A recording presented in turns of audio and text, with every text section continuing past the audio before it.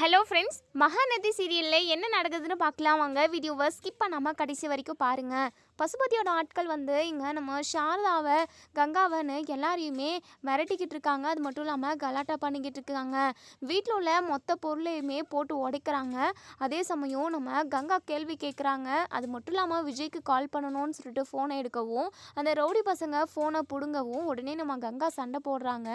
கோவத்தில் அந்த ரவுடிங்க இங்கே நம்ம கங்காவை கீழே நோக்கி தள்ளிடுறாங்க. விழுந்ததில் நம்ம கங்காவோட வயிற்றில் அடிப்படுது. ரொம்பவே வலிக்கு துடிக்கிறாங்க. அம்மா எனக்கு ரொம்ப வலிக்குதுமா அப்படின்னு சொல்லிட்டு கங்கா கத்தவும் நம்ம சாரதாக்கு ரொம்பவே பதட்டமாக இருக்குது. கங்கா என்னடி வயிற்றில் பலமாக அடிபட்டிருக்காடி, ஐயோ குழந்தைக்கு ஏதாவது ஆக போகுது. கங்கா நீ ஒன்றும் ஆகாது, நான் இப்போவே விஜய் தம்பி கூப்பிட்றேன். ஐயோ விஜய் தம்பியை ஃபோன் பண்ணி கூப்பிட்றதுக்கு கூட என்கிட்ட ஃபோன் இல்லையடி, அந்த படுபாவி பசங்க பிடுங்கி வச்சுக்கிட்டானுங்களே. ஐயோ நான் யாரை கூப்பிடுவேன், ஐயோ யாராவது வாங்கல அப்படின்னு சொல்லிட்டு ரொம்பவே சத்தமாக இங்கே நம்ம சாரதா கத்திக்கிட்டு இருக்காங்க. பதட்டத்தில் நம்ம கங்கா வலி தாங்க முடியாமல் ரொம்பவே அழுதுகிட்டு இருக்காங்க. இப்போ அங்கே ரவுடிங்க இருந்துட்டு சரி வாங்கடா, பசுபதி அண்ணன் சொன்ன மாதிரி வீட்டில் உள்ள ஒட்டுமொத்த பொருளையுமே உடைச்சாச்சு. அதுக்கப்புறம் அந்த விஜய் பார்த்துட்டு நம்மக்கிட்ட நேராக மோதுறதுக்காக வீட்டுக்கே வருவான்ல, அப்புறம் பார்த்துப்போம், நம்ம இப்போ கிளம்பலாம் அப்படின்னு சொல்லிட்டு ரவுடிங்க அங்கேருந்து கிளம்பி போயிடுறாங்க. இப்போ இங்கே நம்ம கங்கா பயங்கரமாக வழியில் துடிச்சிக்கிட்டு இருக்கவும் சத்தம் கேட்குது. நம்ம தாத்தா பாட்டி எல்லாருமே ரூமில் இருப்பாங்க. இப்போது இங்கே நம்ம தாத்தா இருந்துட்டு கல்யாணி வெளியே ஏதோ பெரிய பிரச்சனை போல், கங்காவுக்கு ஏதோ நடந்திருக்கு, கங்கா ரொம்பவே சத்தம் போட்டு அழுதுகிட்டு இருக்கா. அது மட்டும் இல்லாமல் சாரதாவுமே ஐயோ அம்மா யாராவது காப்பாற்றுங்கன்னு சொல்லிட்டு கத்திக்கிட்டு இருக்காங்க. உனக்கு கேட்குதில்ல, இப்போவும் என்ன இங்கே ரூம்லேயே அடித்து வச்சிருக்கணுமா என்ன, நம்ம வெளியே போகலாமே அப்படின்னு சொல்லிட்டு கல்யாணம் எடுத்துகிட்டு இங்கே பாருங்கள், அவங்களால தான் நம்ம குடும்பத்துக்கே பெரிய பிரச்சனை வந்துக்கிட்டே இருக்குது. அது மட்டும் இல்லாமல் இப்போது நமக்குமே ஏதாவது பிரச்சனை வந்துருங்க அந்த ரவுடிங்களால். அந்த ரவுடிங்க நம்ம வெளியே போனோம் அப்படின்னா நம்மளை கொன்று கூட போட்டுருவாங்க. இங்கே பாருங்கள், நீங்கள் வெளியே போகவே கூடாது அப்படின்னு சொல்லிட்டு கல்யாணி கொஞ்சமாவது மனசாட்சியோட பேசு. வெளியே புலத்தாசி பிள்ளை இருக்குது, அந்த பிள்ளைக்கு ஏதாவது ஆயிடுச்சு அப்படின்னா எல்லாருக்கும் ரொம்ப மனசு கஷ்டமாக தானே இருக்கும். வயிற்றில் குழந்தை இருக்கிற பிள்ளை, வா நம்ம உடனே வெளியே போகணும் அப்படின்னு சொல்லிட்டு. இல்லை கண்டிப்பாக நீங்கள் போகக்கூடாது, நம்ம வயசானவங்க நூக்கி கீழே அடித்தாங்கன்னா கூட பட்டுன்னு உயிர் போயிடுங்க. நம்ம விஜயோட குழந்தைய பார்க்காம நம்ம செத்து போயிட்டோம் அப்படின்னா கண்டிப்பாக என் ஆத்மா சாந்தி அடையாதுங்க அப்படின்னு சொல்லிட்டு கல்யாணி நீ ரொம்ப யோசிக்கிற, என்னை விடு, நீ வேணா உள்ளே இரு அப்படின்னு சொல்லிட்டு ராதா இருந்துட்டு அப்பா அம்மா சொல்கிறது கரெக்டு தானே, நீங்கள் இங்கே இருங்கப்பா, வெளியே எப்படின்னா என்ன வேணாலும் நடந்துட்டு போகட்டும், நமக்கு என்னப்பா போச்சு, அந்த காவிரியோட குடும்பத்தால் தான் நம்ம குடும்பத்துக்கே எம்பிட்டு பெரிய பிரச்சனை வருது, விஜய்க்கும் இதனால் ஆபத்து தான். இப்போது நீங்களும் போயிட்டு அவங்க கூட சண்டை போட போகிறீங்களா என்ன, அவங்க இருக்கிற வெயிட்டுக்கு சைஸுக்கெல்லாம் அவங்கள சும்மா உஃப்னு ஊதி விட்டுருவாங்க. நீங்கள் போயிட்டு கீழே ஊதில் காற்று அடித்து கீழே போயிட்டு புயல் அடித்து கீழே போய் விழுற மாதிரி விழுந்துருவீங்கப்பா, நீங்கள் போகாதீங்கப்பா அப்படின்னு சொல்லிட்டு ராதா உனக்குமே மனசாட்சி இல்லை, நீங்கள் 2 பேரும் வேணால் உள்ளே இருங்க, ஆனால் கண்டிப்பாக என்னால் வெளியே வெளியே எவ்வளோ பிரச்சனை நடந்துக்கிட்டு இருக்கு, கங்கா மாசமாக இருக்கா, அவளுக்கு ஏதாவது ஆயிடுச்சுன்னா என்ன பண்ண முடியும், அதெல்லாம் பார்த்துக்கிட்டே என்னால் சும்மா இருக்க முடியாது, நான் இப்போவே வெளியே போகிறேன் அப்படின்னு சொல்லிட்டு இங்கே ராதாவையும் பாட்டியும் மீறி நம்ம தாத்தா வெளியே வராங்க. வெளியே வந்தால் ரவுடி பசங்க யாருமே இல்லை, மொத்த பொருளையுமே உடைச்சி வச்சுருக்காங்க. அது மட்டும் இல்லாமல் இங்கே நம்ம கங்கா சத்தம் போட்டு கத்திக்கிட்டு இருக்கிறத பார்க்குறாங்க. ரொம்பவே பதட்டமாக இங்கே நம்ம தாத்தா ஓடி சாரதா என்னமாச்சு அப்படின்னு சொல்லி கேட்கவும், ஐயா அந்த ரவுடி பசங்க கங்காவை கீழே நோக்கி அடிச்சிட்டாங்க ஐயா, விழுந்தத்தில் வயிற்றில் அடிபட்டிருக்கு போல், வயிறு வலிக்குதுன்னு சொல்லிட்டு ரொம்பவே அழுகிறா, ரொம்ப வலிக்கு துடிக்கிறா ஐயா, எனக்கு என்ன பண்ணுறதுனே தெரியல, விஜய் தம்பிக்கு ஃபோன் பண்ணுறதுக்கும் ஃபோனும் இல்லை, அது மட்டும் இல்லாமல் எதுவுமே இங்கே வண்டி அது எதுவுமே நான் என்ன போய் பண்ணுவேன், வண்டி எதனாச்சும் இருந்தால் கூட கங்காவை நான் உடனடியாக ஹாஸ்பிட்டலுக்கு கூட்டிகிட்டு போவேன், எனக்கு ரொம்ப பயமாக இருக்குய்யா, வயிற்றில் இருக்கிற குழந்தைக்கு ஏதாவது ஆயிடுச்சுன்னா கண்டிப்பாக என் உசுறு இருக்காதுய்யா அப்படின்னு சொல்லிட்டு இங்கே நம்ம சாரதா பயங்கரமாக அழுதுகிட்டு இருக்கவும் உடனே இங்கே நம்ம பாட்டியுமே ராதாவுமே பார்க்குறாங்க. அவ்வளோவா ரியாக்ஷன் எதுவுமே இல்லை, நம்ம பாட்டியும் ராதாவும் அதாவது பரிதாவும் கூட படலை. கங்கா வழியில் துடிச்சிக்கிட்டு இருக்காங்க, குழந்தைக்கு ஏதாவது ஆயிட்டுருக்குமோன்னு கங்காவும் நம்ம சாரதாவும் ரொம்பவே பதட்டத்தில் இருக்கவும், ஆனால் நம்ம பாட்டிமாவுக்கு பயங்கரமாக கோவம் தான் வருது. ஏன்னா அந்த குடும்பத்தினால தானே இந்த ரவுடி பசங்கள்லாம் வீட்டுக்குள்ளே அடிதடி பண்ணுற மாதிரி ஆயிடுச்சு, இந்த குடும்பத்தை எத்தனை நாளைக்கு தான் இந்த வீட்டுக்குள்ளே விஜய் வச்சுக்கிட்டு இருப்பானோ அப்படின்னு சொல்லிட்டு மனசுக்குள்ளே நினைக்கிறாங்க. இப்போது இங்கே நம்ம தாத்தா இருந்துட்டு கல்யாணி என்ன கல்யாணி பார்த்துக்கிட்டே இருக்க, போய் ஃபோன் கொண்டு வாப்போ, விஜய்க்கு கால் பண்ணலாம் அப்படின்னு சொல்லிட்டு, ஏங்க எதுக்காகங்க? எதுக்காக விஜய்க்கு கால் பண்ணுறீங்க? வேண்டாங்க. இவங்க வீட்டு பிரச்சனையை இவங்களே பார்த்துக்கட்டும். எதுக்காக விஜய் வந்து சரி பண்ணணும்? இவங்க வீட்டு பிரச்சனை எல்லாத்தையுமே சரி செய்கிறேன்னு சொல்லிட்டு போய் முன்னாடி உட்கார்றதுனால தானே இப்போது இந்த பசுபதி நம்ம வீட்டுக்கே வந்து இப்படியெல்லாம் பிரச்சனை பண்ணிட்டு போயிருக்கான் ரவுடி பசங்களை அனுப்பி. இங்கே பாருங்க, இவங்க குடும்பத்தில் எம்பிட்டு பிரச்சனை வந்தாலும் இவங்க தான் பார்க்கணும். இனிமேல் விஜய் வரைக்கும் போகவே கூடாது. இப்போவே இவங்க 2 பேரையும் இவங்க அதான் அந்த பாட்டிமா இவங்க 3 பேரையுமே வீட்டை விட்டு துரத்துங்க.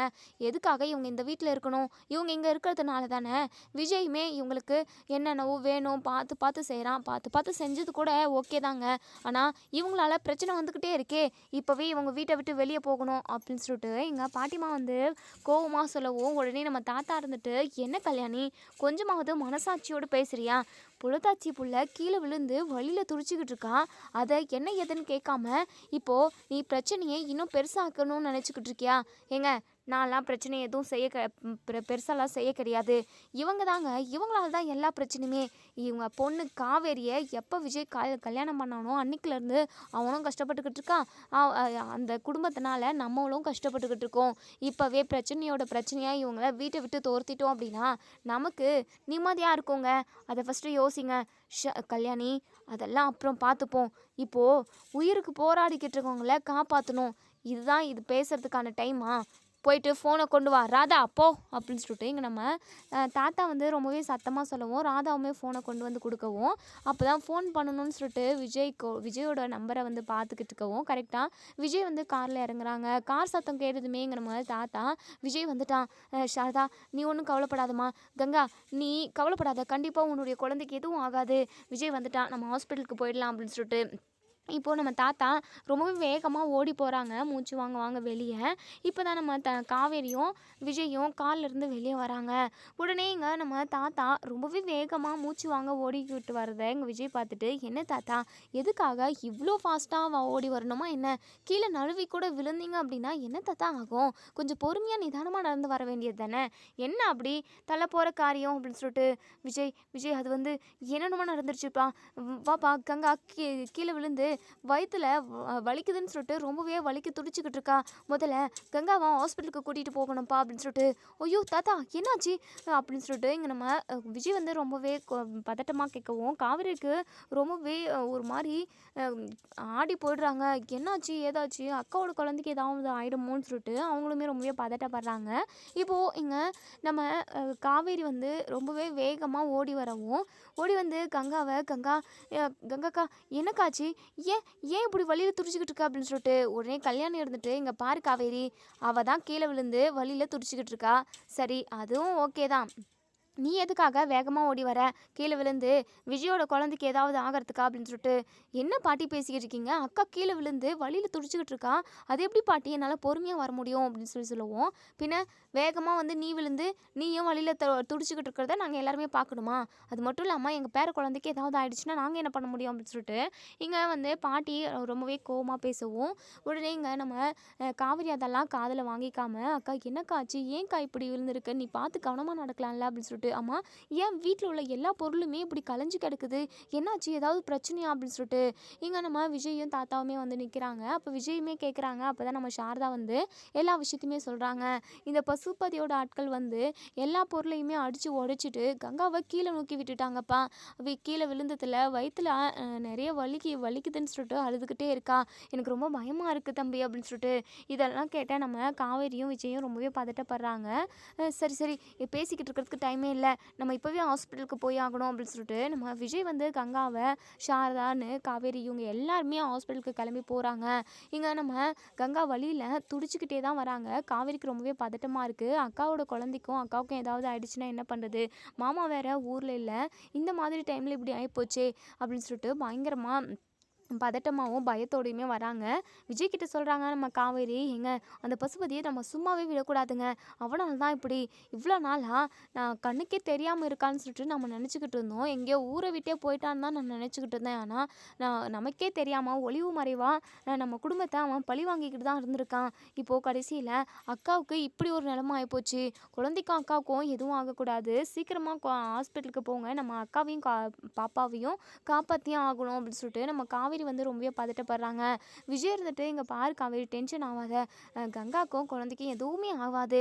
கண்டிப்பாக சீக்கிரமாக ஹாஸ்பிட்டலுக்கு போயிட்டு டாக்டர் கிட்ட சொல்லி நம்ம ட்ரீட்மெண்ட் பார்த்துப்போம். கண்டிப்பாக எதுவுமே நடக்காது. நம்பிக்கையா இருங்க, தைரியமா இருங்க" அப்படின்னு சொல்லிட்டு நம்ம விஜய் வந்து தைரியம் சொல்லிக்கிட்டு வராங்க. சாரதாவுமே பயங்கரமாக அழுதுகிட்டே வராங்க. ஹாஸ்பிட்டலுமே வந்துடுது. ஹாஸ்பிட்டலில் கூட்டிகிட்டு போயிட்டு பெட்டில் வந்து படுக்க வைக்கிறாங்க. அதே சமயம் டாக்டர் வந்து செக் பண்ணிக்கிட்டு இருக்காங்க. நம்ம காவேரி அழுதுகிட்டே இருக்காங்க. ட்ரீட்மெண்ட் ஒரு பக்கம் போய்கிட்டு இருக்கு. டாக்டருமே வெளியும் உள்ளவும் நடந்துக்கிட்டு இருக்கவும் நம்ம காவேரி கேட்குறாங்க, "இன்னும் கொஞ்ச நேரம் வெயிட் பண்ணுங்க, ட்ரீட்மெண்ட் போய்கிட்டு இருக்கு" அப்படின்னு சொல்கிறாங்க. இங்கே நம்ம சாரதாவுமே அழுதுகிட்டு இருக்காங்க. நம்ம விஜய் இருந்துட்டு, "காவேரி அழுகாத காவேரி, எதுவும் ஆகாது" அப்படின்னு சொல்லிட்டு, "இல்லைங்க எனக்கு ரொம்ப பயமாக இருக்குது. குமரன் மாமா கூட இந்த நேரத்தில் அக்கா கூட இல்லை. ஒவ்வொரு டைம் ஸ்கேன் பண்ண வரப்போல்லாம் குமரன் மாமா கூட இருந்திருந்தா நல்லா இருந்திருக்குமேன்னு சொல்லிட்டு அக்கா எவ்வளோ ஃபீல் பண்ணியிருக்கு தெரியுமா? குழந்தை வெளியே வரத்துக்கு முன்னாடியே ஏதாவது ஆயிட்டிருக்குமோன்னு எனக்கு ரொம்ப பயமாக இருக்குங்க. எல்லாமே அந்த பசுபதியால் தான். அந்த பசுபதியை உண்டுலன்னு பண்ணணுங்க" அப்படின்னு சொல்லிட்டு பக்கத்துலேயே பாட்டி உட்காண்ட்ருக்காங்க. "என்னடி ரவுடிசம் பண்ணிக்கிட்டு இருக்கியா? இப்படி ரவுடித்தனம் பண்ணிக்கிட்டு ஆம்பளை மாதிரி எல்லார் கூடயுமே எல்லா ரவுடிங்க கூடயுமே போய் சண்டை போடுறதுனால தான் இப்போ உங்கள் குடும்பத்துக்கு இவ்வளோ பெரிய பிரச்சனை. இப்போ பார்த்தியா உன் அக்காவோட நிலைமை என்னன்னு சொல்லிட்டு வயிற்றுல குழந்தைய வச்சுக்கிட்டு இருக்க. எப்படி ஒழுக்கமாக இருக்கணுமோ அந்த மாதிரி இருந்துக்கோ காவேரி. நீயும் உங்கள் குடும்பமும் ஒன்றும் சரியில்லை. சி, உங்களை மாதிரி ஒரு குடும்பத்தை நான் எங்கேயுமே பார்த்ததில்ல. நீங்கள் என்ன பாவம் பண்ணீங்களோ அந்த பசுபதிக்கு, அதனால தான் உங்களை துரத்தி இங்கே அடிச்சுக்கிட்டு இருக்கான். அவங்ககிட்ட இருந்து அப்படி என்னடி ஏமாத்துனீங்க?" அப்படின்னு சொல்லிட்டு இங்கே பாட்டிமா வந்து கேட்கவும், இங்கே காவேரி இருந்துட்டு, "இங்கே பாருங்கள் பாட்டி, யாரையுமே நாங்கள் ஏமாற்றி பொழைச்சது கிடையாது. இது வரைக்குமே நாங்கள் ஒரு எறும்புக்கு கூட துரோகம் செஞ்சது கிடையாது. நீங்கள் என்ன பாட்டி இப்படியெல்லாம் பேசுகிறீங்க?" அப்படின்னு சொல்லிட்டு, "வேற எதுக்காகடி அவன் உங்களை துரத்தி அடிக்கணும்?" அப்படின்னு சொல்லி கேட்கவும், "பாட்டி, அவன் சரியான ஃப்ராடு பாட்டி. எங்களை மட்டும் இல்லை, எத்தனையோ குடும்பத்தை ஏமாற்றி தான் பொழைச்சிக்கிட்டு இருக்கான். எங்கள் சொத்து பத்துன்னு ஏன் என் அப்பாவோட உயிரை கூட எடுத்துட்டான். நாங்கள் மட்டும் பாதிக்கப்படல அவன்கிட்ட. முக்கால்வாசி பேர் அவன்கிட்ட தான் பாதிக்கப்பட்டிருக்காங்க. எல்லாத்துக்குமா சேர்த்து அந்த கடவுளாக பார்த்து அவனுக்கு கண்டிப்பாக கூலியை கொடுப்பாரு" அப்படின்னு சொல்லிட்டு பேசிக்கிட்டு இருக்காங்க. உடனே பாட்டிமா சொல்கிறாங்க, "சரி சரி, அதெல்லாம் ஒரு பக்கம் இருக்கட்டும். நீ எப்படி இருக்கணுமோ அப்படி இருடி. குழந்தைய பெத்தெடுத்து அதை நல்லபடியாக எங்கள் கையில் கொடுக்கணும். தேவையில்லாமல் அவங்கக்கிட்ட சண்டைக்கு போகிறேன், என் அக்காவுக்காக அவங்ககிட்ட போய் சண்டை போட போகிறேன், என் குடும்பத்துக்காக நான் போய் கேட்குவேன் நிற்குவேன்" அப்படின்னு சொல்லிட்டு சும்மா வீரவசனமெல்லாம் பேசிக்கிட்டு போயிட்டு அடித்தடியில் இறங்கி, "வயிற்றில் உள்ள குழந்தைக்கு ஏதாவது பிரச்சனை வந்துருச்சு, கண்டிப்பாக நான் சும்மாவே இருக்க மாட்டேன் காவேரி.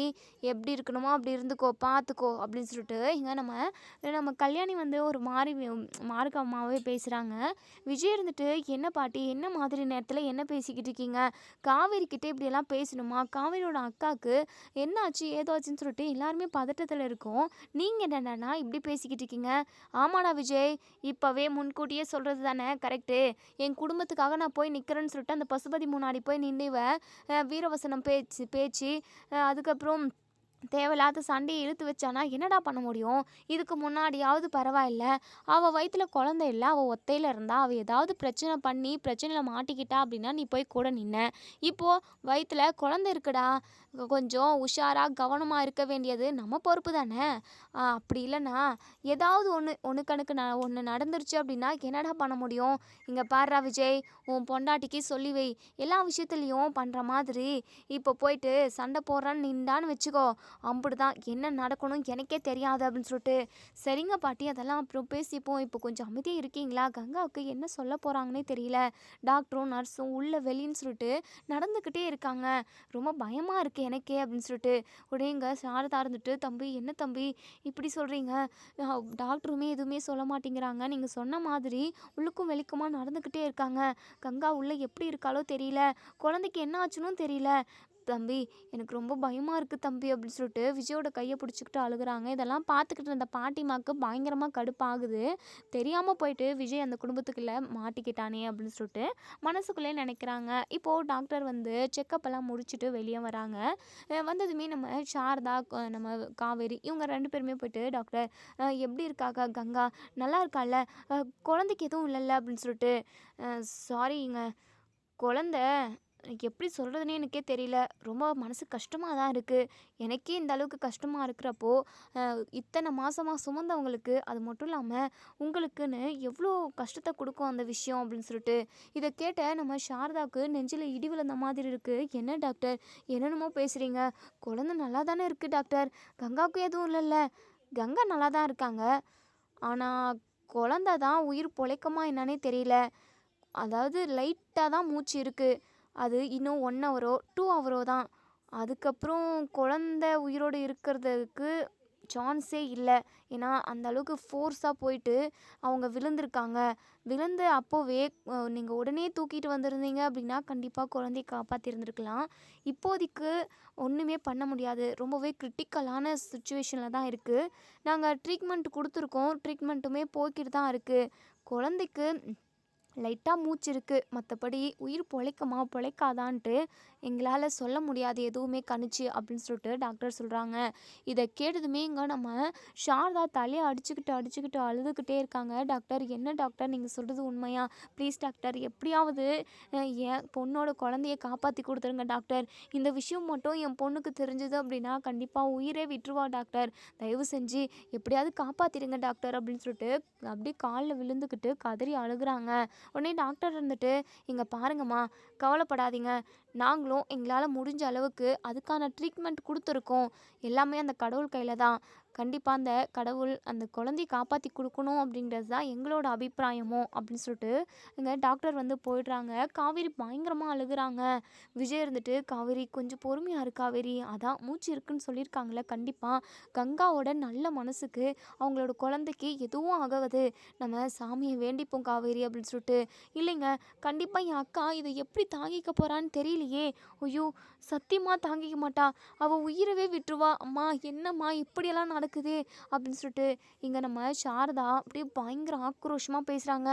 இங்கே பாரு காவேரி, கங்காவோட குழந்தைக்கு மட்டும் ஏதாவது ஆகட்டும், அந்த பசுபதியை நான் கொன்று போட்டுட்டு ஜெயிலுக்கு போயிடுறேன்டி.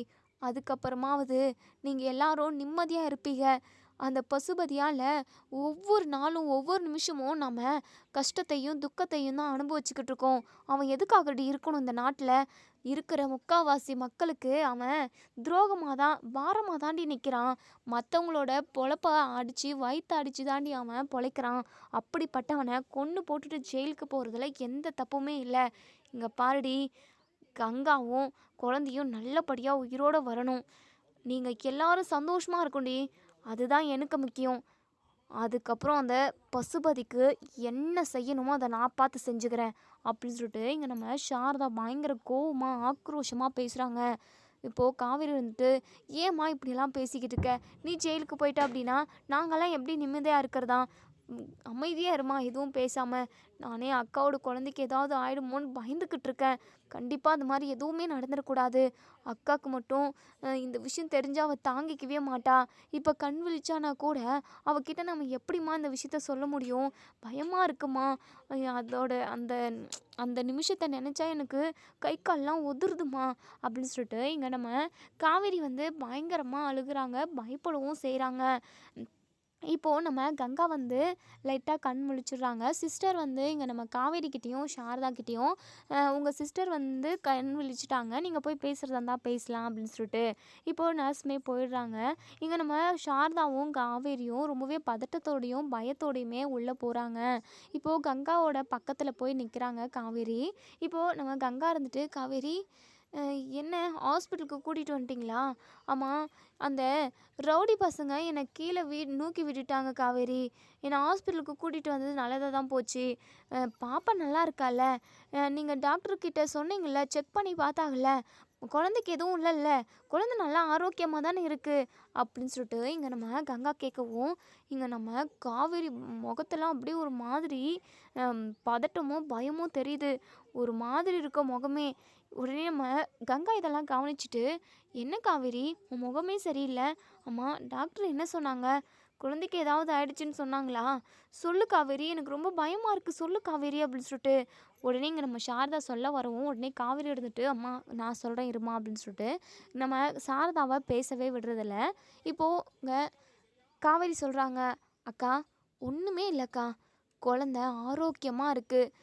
நீ விழுந்ததில் லைட்டாக தான் அதுக்கு எஃபெக்ட் ஆயிருக்கு. எஃபெக்ட்ன்றதுனா எதுவுமே இல்லை, ஓரளவுக்கு இப்போ க்யூர் ஆயிடுச்சு, பெயின் மட்டும் தான் உனக்கு கொடுத்துருக்குன்னு சொல்லியிருந்தாங்க. மற்றபடி பாப்பாவுக்கு எதுவுமே இல்லைக்கா, பாப்பா நல்லா ஆரோக்கியமாக தான் இருக்குது. நீ எதுவும் நினச்சி கவலைப்படாதுக்கா, நம்ம இன்றைக்கே வீட்டுக்கு போயிடலாம் அப்படின்னு சொல்லிட்டு உடனே சாரதா இருந்துட்டு, காவேரி அம்மா சும்மா இருமா அப்படின்னு சொல்லிட்டு இப்போது தான் நம்ம கங்காவுக்கு ரொம்பவே ரிலாக்ஸாக இருக்குது. காவேரி நான் கூட கீழே விழுந்த அதுவும் ரொம்ப ஃபோர்ஸாக போயிட்டு விழுந்துட்டேன் தெரியுமா, விழுந்ததில் ஏதாவது பாப்பாவுக்கு அடிபட்டிருக்குமோ இல்லை பாப்பாவுக்கு ஏதாவது ஆகிடுமோன்னு சொல்லிட்டு நான் ரொம்ப பயந்துட்டேன் காவேரி. உண்மையாகவே தெரியுமா, எப்படியோ பாப்பாவுக்கு எதுவும் ஆகலை. அது மட்டும் இல்லாமல் குமரன் மாமா இப்போவும் என் பக்கத்தில் இருக்கணும்னு சொல்லிட்டு எனக்கு ரொம்ப ஆசையாக இருக்குடி. ஏன் காவேரி, நான் வாழ்க்கையில் நினச்சது எதுவுமே நடக்கலை. நான் கல்யாணம் ஆகிறதுக்கு முன்னாடி இப்படியெல்லாம் இருக்கணும்னு சொல்லிட்டு எனக்கு எவ்வளோ கனவுகள் இருந்தது தெரியுமா, உனக்கும் தெரியும்ல. பெரிய படிப்பாக படித்து ஒரு நல்ல வேலைக்கு போகணும், அது மட்டும் இல்லாமல் பணக்கார வீட்டில் நான் வாக்கப்பட்டு போகணும், நிறைய நகை போட்டுக்கணும்னு சொல்லிட்டு இப்படி எனக்கு எக்கச்சக்கமான ஆசை இருந்துச்சு. ஏதோ ஒரு சுச்சுவேஷன்னால் அப்பா நம்மளை விட்டுட்டு போனதுனால வேறு வழியே இல்லாமல் குமரன் மாமாவை பிடிக்காம கல்யாணம் பண்ணிக்கிட்டேன். போகிற போக்கில் குமரன் மாமாவுமே அவர் இல்லாமல் ஒரு வாழ்க்கையை வாழவே கூடாது, அவர் இல்லாத வாழ்க்கையே இல்லை அப்படிங்கிற மாதிரி எனக்கு சுச்சுவேஷன் காலப்போக்கில் மாறிடுச்சு. அதுக்கப்புறம் பாப்பா குழந்தை மாமா கூட இருக்கிறப்பெல்லாம் அவரோட அருமை எனக்கு தெரியல. அவரை திட்டிக்கிட்டே அவரோட மனசை காயப்படுத்திக்கிட்டே இருந்தேன். அதுக்கப்புறம் அவர் நான் பணக்கார வாழ்க்கையை வாழணும், பணம் நிறைய சேர்க்கணுன்றதுக்காக என்னை விட்டுட்டு ரொம்ப தூரத்துக்கு போயிட்டாரு. ஆனால் இப்போது ஒரு வார்த்தை கூட பேசுறதில்ல. அவர் இல்லாதப்ப தான் அவரோட அருமை என்னன்னு தெரியுது. அவர் கூட இருந்திருக்கலாமே, பக்கத்தில் இருந்திருக்கலாமே, நமக்கு ஒவ்வொன்றையும் பார்த்து பார்த்து செஞ்சுருக்கலாமேன்னு சொல்லிட்டு நிறைய யோசனை தெரியுமா. அது மட்டும் இல்லாமல் அவர் இப்போவே வந்துட்டா ரொம்ப நல்லா இருக்கும்னு சொல்லிட்டு மனசு கடந்து தவிச்சு அடிச்சுக்குது காவேரி. அது மட்டும் இல்லாமல் இந்த ரவுடி பசங்க ஏதாவது என்ன பண்ணிட்டாங்களோ, கீழே விழுந்ததில் குழந்தைக்கு அடிபட்டுருச்சோன்னு சொல்லிட்டு நான் ரொம்ப பயந்துட்டேன். எப்படியோ நீ இப்போது குழந்தை நல்லா இருக்குன்னு சொன்னதுக்கப்புறம் தான் எனக்கு மனசே ஆறுதலாக இருக்குது காவேரி அப்படின்னு சொல்லிட்டு கொஞ்ச நேரத்தில் நல்லாவே கங்கா வந்து பேசிக்கிட்டே இருக்காங்க. வலி அதிகமாக வருது காவேரி, பயங்கரமாக வலிக்குது காவேரி வயிறு. என்னவா இருக்கும், ஏன் வலிக்குது? அதான் பாப்பாக்கு எதுவும் இல்லைல்ல. கொஞ்ச நேரமாக எனக்கு வலி இல்லாமல் தான் இருந்தது, இப்போ திரும்பவும் வலிக்குது காவேரி. என்னன்னு தெரியலையே. காவேரி நீ போய் டாக்டரை கூட்டிகிட்டு வாப்போ, எனக்கு ரொம்ப வலிக்குது காவேரி, என்னால் வலி தாங்க முடியல அப்படின்னு சொல்லிட்டு இங்கே நம்ம கங்கா வந்து ரொம்பவே அழுகுறாங்க, வலியில் அது துடிக்கிறாங்க. இப்போது இங்கே நம்ம காவேரி ரொம்பவே பதட்டமாக டாக்டரை கூட்டிகிட்டு வராங்க. டாக்டருமே வந்து செக் பண்ணி பார்க்குறாங்க. செக் பண்ணி பார்த்துட்டு டாக்டர் எதுவுமே சொல்லாமல் வெளியே வந்துடுறாங்க. உடனே இங்கே நம்ம காவேரி ரொம்பவே பதட்டப்படுறாங்க. கங்கா இருந்துட்டு, அக்கா என்னக்கா டாக்டர் எதுவுமே இது காவேரி என்ன காவேரி, டாக்டர் எதுவுமே சொல்லாமல் வெளியே போயிட்டாங்க, எனக்கு ரொம்ப வயிறு வலிக்குது, என்னாச்சுன்னு தெரியலையே அப்படின்னு சொல்லிட்டு இங்கே கங்கா வந்து எதுவுமே தெரியாமல் பேசிக்கிட்டு இருக்காங்க. இப்போது கங்கா கிட்ட காவேரி இருந்துட்டு, அக்கா நீ கொஞ்ச நேரம் இருக்கா, நான் போயிட்டு கேட்டுட்டு வரேன் அப்படின்னு சொல்லிட்டு இங்கே நம்ம காவேரி வந்து வெளியே வராங்க. டாக்டர் அக்காவுக்கு வயிறு வலிச்சுக்கிட்டே இருக்குன்னு சொல்கிறா, அது மட்டும் இல்லாமல் நீங்கள் இப்போ வந்து செக் பண்ணிட்டு பார்த்துட்டு வந்தீங்க, என்ன எதுனே சொல்லலை டாக்டர், என்னன்னு சொல்லுங்களேன் அப்படின்னு சொல்லிட்டு இப்போது எங்கள் டாக்டர் வந்து யோசிக்கிறாங்க. இங்கே பாருங்கம்மா, குழந்தையோட மூச்சோட லெவல் வந்து கொஞ்சம் கொஞ்சமாக கம்மியாகிக்கிட்டே வருது, முன்னே இருந்ததை விட இப்போது ரொம்ப கம்மியாக இருக்குது, ரொம்ப கிரிட்டிக்கல் தான். ஆனால் எனக்கே ஒரு மாதிரி பயமாக இருக்குது. இந்த மாதிரி ஒரு கேஸை நான் எங்கேயுமே பார்த்ததில்ல. எத்தனையோ கேஸ் வந்து குழந்த வந்து வயிற்றுலேயே இறந்து போயிருந்திருக்கு, அதை நாங்கள் ஆப்ரேஷன் பண்ணி சிசரிங் பண்ணி எடுத்துருவோம். அது மட்டும் இல்லாமல் குழந்த பிறந்ததுக்கப்புறம் இந்த பிரச்சனை அந்த பிரச்சனைன்னு சொல்லிட்டு எக்கச்சக்கமான பிரச்சனை வந்திருக்கு, அது எல்லாமே நான் வந்து ஹேண்டில் பண்ணியிருக்கேன். ஆனால் வயிற்றுக்குள்ளவே அதாவது மூச்சோட ஆக்சிஜனோட லெவல் வந்து கம்மியாகிக்கிட்டே வருது. அது மட்டும் இல்லாமல் அது உயிர் பொழைக்குமா பொழைக்காதான்னு தெளிவாக எங்களால் சொல்லக்கூட முடியல. பேபி நேரில் இருந்தது அப்படின்னா நாங்கள் செக் பண்ணி எதுவாக இருந்தாலும் சொல்லிவிடுவோம். வயிற்றுக்குள்ளே இருக்கிறதுனால ஸ்கேனிங்கில் ஓரளவுக்கு தான் தெரியுது. அது மட்டும் இல்லாமல் ஹார்ட் பீட்டோட லெவலுமே கம்மியாகிக்கிட்டே வருது. எனக்கு ரொம்பவே ஒரு மாதிரி பதட்டமாக இருக்குமா அப்படின்னு சொல்லிட்டு டாக்டரே ஒரு மாதிரி ஆடி போய் சொல்கிறாங்க. இதை கேட்ட காவேரிக்கு ரொம்பவே பயமாக இருக்குது. டாக்டர் நீங்களே இப்படி சொன்னீங்களா எப்படி டாக்டர்? எப்படியாவது அக்காவோட குழந்தைய காப்பாற்றி கொடுங்க. இப்போவே அக்கா குழந்தை எப்படி இருக்குது, நல்லா இருக்குல்ல, ஆரோக்கியமாக இருக்குல்ல அப்படின்னு சொல்லிட்டு கேட்டுக்கிட்டே இருக்கா. நானும் அவளை சொல்லி சமாதானம் பண்ணி வச்சுருக்கேன். ஏதாவது பெரிய டாக்டராக இருந்தால் கூட வெளியிலேருந்து வர வச்சு செஞ்சு ஏதாவது பண்ணி காப்பாற்ற முடியும்னா கூட நீங்கள் அதுக்கான நடவடிக்கையெல்லாம் எடுங்க டாக்டர். அதுக்கான பணம் எம்பிட்டு ஆனாலும் சரி நாங்கள் கொடுத்துட்றோம் அப்படின்னு சொல்லிட்டு. ஓகேம்மா, இதுக்கான ஒரு ஸ்பெஷலிஸ்ட்டு வந்து வெளியூரில் இருக்கார். நான் அவரை சீக்கிரமாகவே இமீடியட்டாக இங்கே வர முடியுமான்னு சொல்லிட்டு நான் கேட்டு பார்க்குறேன். அது வரைக்கும் அந்த குழந்தையோட மூச்சு, அதாவது ஆக்சிஜனோட லெவலை படுத்துறதுக்காக நாங்கள் என்ன பண்ண முடியுமோ அதை பண்ணுறோம். நாங்கள் பேசுகிறோம் அப்படின்னு சொல்லிட்டு சொல்கிறாங்க. குழந்தையோட அதாவது நிலமை வந்து ரொம்பவே மோசமாக இருக்குன்ற மாதிரி தான் டாக்டர் வந்து சொல்லிட்டு போயிருப்பாங்க. காவேரிக்கு என்ன பண்ணுறதுன்னே தெரியல. இன்னொரு சைடு உள்ள கங்கா ரொம்பவே பதட்டத்தில் இருக்காங்க. இப்போது நம்ம காவேரி வந்து விஜய்கிட்ட, விஜய் இப்படி சொல்கிறாங்க டாக்டர் அப்படின்னு சொல்லிட்டு டாக்டர் சொன்னது எல்லாத்தையுமே சொல்கிறாங்க. ரொம்பவே அழுகவும் செய்கிறாங்க. காவேரி இது கங்காக்காவோட குழந்தைக்கு எதுவும் நடந்துடக்கூடாது. அப்படி நடந்துச்சு அப்படின்னா கண்டிப்பாக அவளால் தாங்கிக்கவே முடியாது. அந்த ஒரு துக்கத்திலேருந்து கண்டிப்பாக அவளால் மீண்டு எழுந்து வரவும் முடியாது. குமரன் மாமா கூட இந்த நேரத்தில் பக்கத்தில் இல்லை. குமரன் மாமா இல்லாததுனால அக்கா ரொம்பவே ஃபீல் பண்ணிக்கிட்டு இருக்கா. இந்த டைமில் குழந்தைக்கு ஏதாவது ஆயிடுச்சு அப்படின்னா கண்டிப்பாக அக்கா உயிரோடவே இருக்க மாட்டா அப்படின்ற மாதிரி சொல்கிறாங்க. சரி இங்கே பாரு காவேரி, எதுவாக இருந்தாலும் நம்ம பார்த்துக்கலாம். டாக்டர்கிட்ட சொன்னேன்ல, பெரிய டாக்டர் யாராவது வர சொன்னியா அப்படின்னு சொல்லிட்டு. சொல்லியிருக்கேங்க, எவ்வளோ செலவானாலும் பரவாயில்ல, குழந்தைய காப்பாற்றி கொடுத்தா போதும்னு சொல்லியிருக்கேங்க அப்படின்னு சொல்கிறாங்க. இதோட இந்த ரிவ்யூ முடியுது. இதுக்கப்புறம் என்ன நடக்கு சொல்லி வெயிட் பண்ணி பார்ப்போம் ஃப்ரெண்ட்ஸ். வீடியோ பிடிச்சிருந்தா லைக் பண்ணி கமெண்ட் பண்ணி தெரிவிங்க. கங்காவோட குழந்தைக்கு எதுவும் ஆகக்கூடாதுன்னு நினைக்கிறவங்க கமெண்ட் பண்ணி தெரிவிங்க. தேங்க்யூ.